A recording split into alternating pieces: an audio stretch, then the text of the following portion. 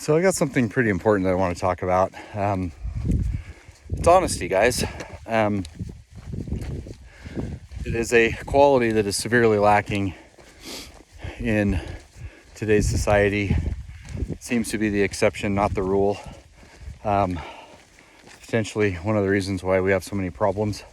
But one thing I want to be really clear on is that the most important people that we have to be honest with is ourselves.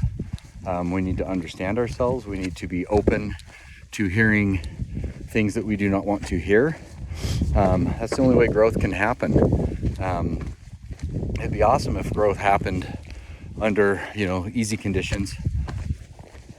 Sometimes it can, but a lot of times, real growth that leaves deep and lasting roots comes through things that are really difficult.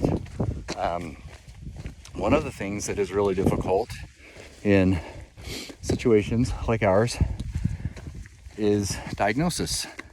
It's really hard for anyone to tell a divergent that they're a divergent. It's just kind of in the nature. But what we need to do is be open to listening and understanding when the right voices come to help us understand who and what we actually are. But what we need to be very, very careful of is no self-diagnosis. You can't do it on your own. It's impossible. It's a circular reference loop. You are in your own head. It does take a good trained professional to diagnose what's going on. I mean, I've been around a lot of trained professionals for a long time, but because I don't have long discussions with them or haven't brought this up, for whatever reason, it took until the age of 49 for me to get a diagnosis. And I'll be honest, it came as a shock. I mean, when I look back on things, there are certain aspects of my life that make a lot more sense now than did before. But one thing that is really important is, first of all, if you have a diagnosis, and I kind of hate that word too, because I think with neurodivergence, it's more of just a recognition. Our brains work differently. That doesn't mean that there is a problem. It just means we need to learn how to apply it differently than typicals. So, it's all about education, openness, and honesty with ourselves. And the other thing that is really important is, if you have a diagnosis, or even if you don't, even if you just feel anxious or if you feel depressed, don't use that as a badge of honor. Don't hide behind that. It's really comfortable, and I get why you would want to do that, because guess what I did? Exactly that for over 35 years. And so, this is why I think I'm so passionate about it, is that, I'm grateful that I finally understand some things. I'm just hoping that, potentially this can get paid forward so, other people can avoid a lot of the same heartache, pain, and suffering that I went through on my journey to get here. But the other thing that is important to do is also, as mentioned previously, don't use it as a badge of honor. Don't say, yeah, I've got this diagnosis. This is what I am. This explains why I am who I am. And then you do no action. No, diagnosis is something that actually puts a name on something that you can now learn to develop and turn into a superpower. Because right now, if you have a diagnosis and you don't do anything about it, it's just kryptonite. But if you learn, to first of all know your power, and then second of all how to use it, then it becomes a superpower, like for real. And I hope that this is resonating. If it resonates with even one person, I'll be super stoked. It's just, there's a lot of wonderful life to be lived out there, and it's really fun to live it, like by living your truth and by living your best life with your superpower. Embrace it, love it. It's your friend.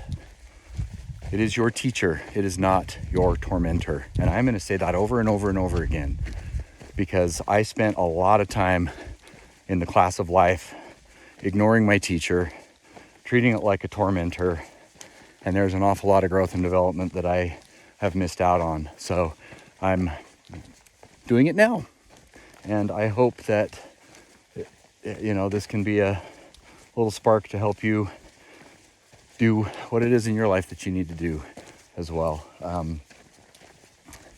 I hope this finds you well, and I hope that the rest of today is a good day.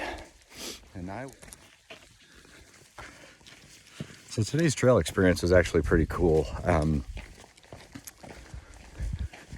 Again, this antlers are just an analogy for things in life. I'm not suggesting everybody needs to become someone who searches for antlers. Search for your own thing. But it is really kind of cool when you are kind of aligned in the right headspace. If you kind of think about like what's going on out there, kind of flow of energy in the universe, all that kind of stuff that, let's be honest, I don't really understand. But what I do know is that when I am trying to swim against the current, it's pretty much impossible. But when you find a way to align yourself with the current, incredible things happen. And I had a really meaningful experience yesterday, finding that antler, the antler pair. But, today it's kind of interesting that the antler that I found is not where the deer lost it. It's just not in an area where they would be doing that. It's far more likely that, a little critter that uses them as chew toys, they like chewing just as much as any house pet does. They literally brought it to the trail, and it's kind of hard for me to wrap my head around antler delivery.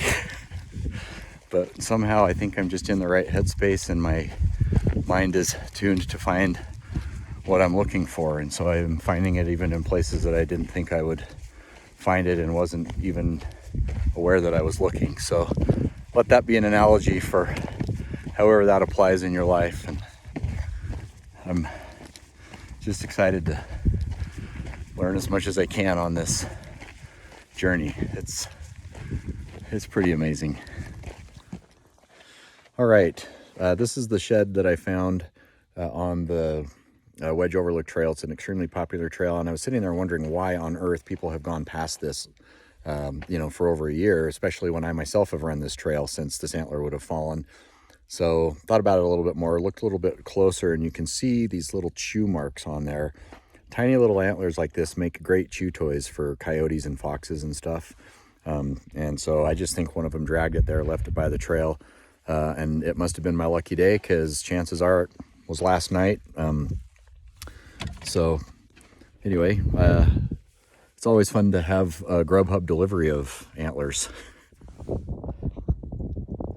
All right, I do want to talk today a little bit about some of the things that we have going on in the background of our minds. We tend to have a lot of processes going on that other people may not, and that's okay. We just need to learn how to focus on things from time to time to help us stay in the moment and be able to focus on the other activities at hand. And one of the ways that I've found that I stay focused while I'm out running on trails is my brain is always looking for antlers. And it was kind of interesting today to find one on this really popular trail that hundreds of people have passed in the last couple of days. And I don't usually look for antlers on trails like this, just because you figure somebody else has already found them. But what today showed me is that the process is always going on in my brain, whether I think it is or not. And that's okay. It's fine to, have things going on that help keep you focused, in the moment, even if it's a background process. And so it was just really cool to find. And I kept thinking through, I'm like, why did I find that today? And I looked at it a little bit closer. Like I said a little bit earlier in the video here, that I was able to see the chew marks on it, and those antlers can be good chew toys for critters out there. And so a lot of times the foxes or coyotes will, sometimes even squirrels will chew on little ones like that. And so basically I feel like that antler actually got delivered to the trail, and just had my eyes open for it. And so I definitely hope that you guys can find your own version of antlers out there, because really what we're looking for is always closer than we think. It can often be right at our feet. We just have to have the right perspective and see what it is that we're actually looking for. So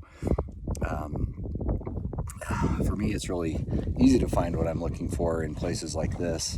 One of the things that really helps to center me and help me find peace and calm is to just get outside in nature.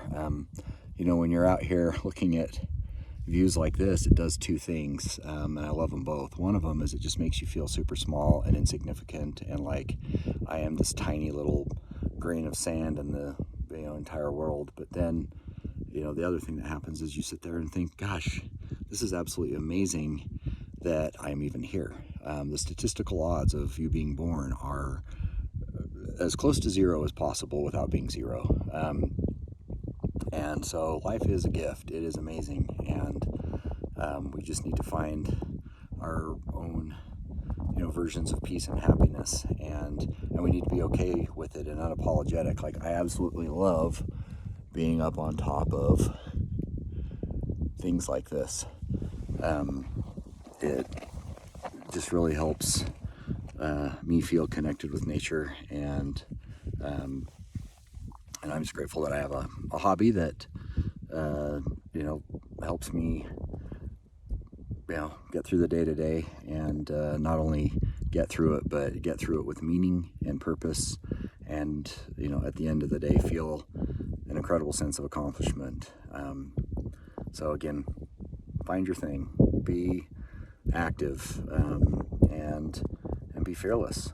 Do what you love. As far as we know, we only get one shot at this, so we may as well give it our best try and learn as much as we can along the way, and try to have fun. Don't hurt other people, and just learn how to train your own particular superpower into something that can help bring meaning and purpose into your life and into the lives of those around you. So you got this. Like, we all got this. We're all dealing with things. Hopefully this forum is something that helps you understand that people are open and honest about this, and it is something to talk about and to appreciate and to celebrate. So I'm just grateful for days like today, where especially after a stressful week, it can just really help recenter and help you find kind of your home point again. So anyway, I hope this scenery has been fun to look at. I hope some of this resonates, and I will see you tomorrow.